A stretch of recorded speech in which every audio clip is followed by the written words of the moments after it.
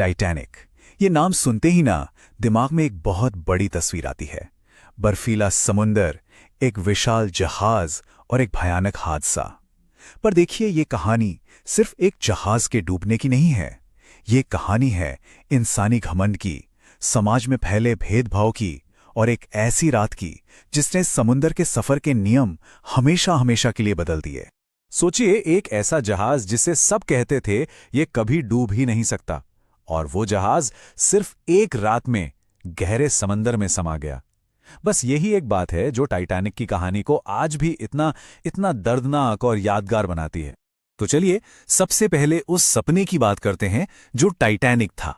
असल में ये सिर्फ एक जहाज नहीं था, ये 20वीं सदी की शुरुआत में इंसानी तरक्की और शानो शौकत की सबसे बड़ी निशानी थी। एक चलता फिरता अजूबा।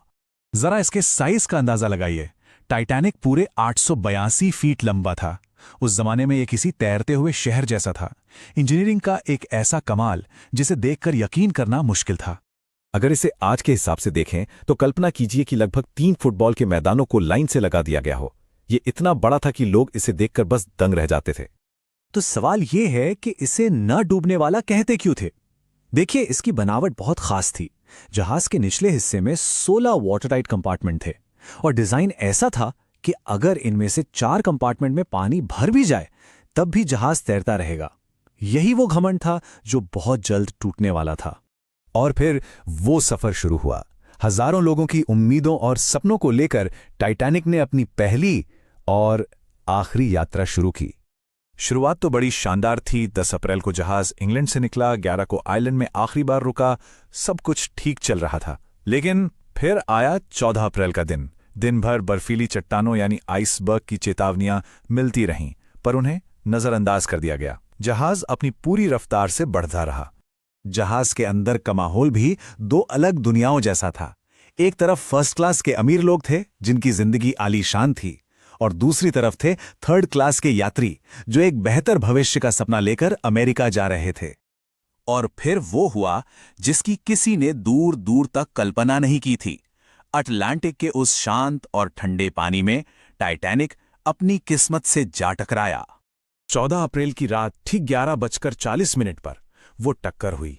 सबसे खतरनाक बात यह थी कि आइसबर्ग ने जहाज के 5 वाटरटाइट कंपार्टमेंट्स में छेद कर दिया था, और जहाज तो सिर्फ 4 कंपार्टमेंट तक पानी भरने पर ही तैर सकता था। अब उसका डूबना तय था। टक्कर के बाद के अगले 2-2.5 घंटे वो खौफ, भगदड़ और समय के खिलाफ एक ऐसी दौड़ के थे जिसे जीतना नामुमकिन था।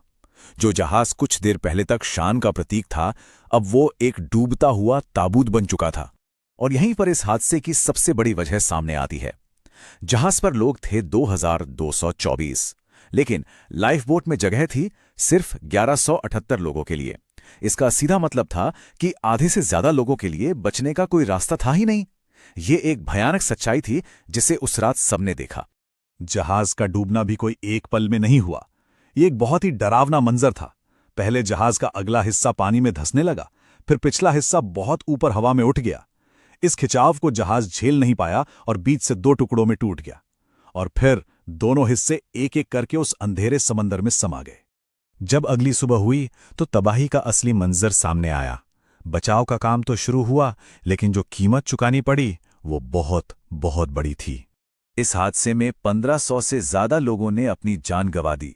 ये सिर्फ एक नंबर नहीं है, ये उस रात हुई तबाही और इंसानी लापरवाही का नतीजा है। और पता है, उस रात किसी का बचना या मरना इस बात पर भी निर्भर करता था कि वो किस दर्जे में सफर कर रहा था। फर्स्ट क्लास के 62% लोग बच गए, लेकिन थर्ड क्लास में यह आंकड़ा सिर्फ 25% था। ये नंबर उस दौर की कड़वी सच्चाई को दिखाते हैं। टाइटैनिक के डूबने के करीब 2 घंटे बाद आरएमएस कारपेथिया नाम का एक जहाज वहां पहुंचा। उस जहाज ने लाइफ बोट में बैठे 705 जिंदा लोगों को बचाया जो उस बर्फीली रात में अपनी सारी उम्मीदें खो चुके थे। टाइटैनिक की ये भयानक कहानी बेकार नहीं गई। इस हादसे ने पूरी दुनिया को झकझोर कर रख दिया और समंदर से जुड़े कुछ ऐसे सबक सिखाए जो आज भी बहुत जरूरी हैं। इस हादसे के बाद पूरी दुनिया जागी। 1914 में 16 नाम का एक अंतर्राष्ट्रीय कानून बनाया गया। इसके मुताबिक अब हर जहाज पर हर एक इंसान के लिए लाइफ बोट में जगह होना जरूरी हो गया। जहाज़ों पर 24 घंटे रेडियो पर नज़र रखना अनिवार्य कर दिया गया और अटलांटिक में आइसबर्ग पर नज़र रखने के लिए एक इंटरनेशनल आइस पेट्रोल भी बनाया गया। 100 साल से ज्यादा हो गए हैं, पर आज भी टाइटैनिक की कहानी हमें क्यों परेशान करती है? शायद इसलिए क्योंकि ये कहानी हमें बार बार याद दिलाती है कि टेक्नोलॉजी कितनी भी आगे क्यों ना बढ़ जाए, इंसान का घमंड और उसकी एक छोटी सी भूल की कीमत कितनी बड़ी हो सकती है।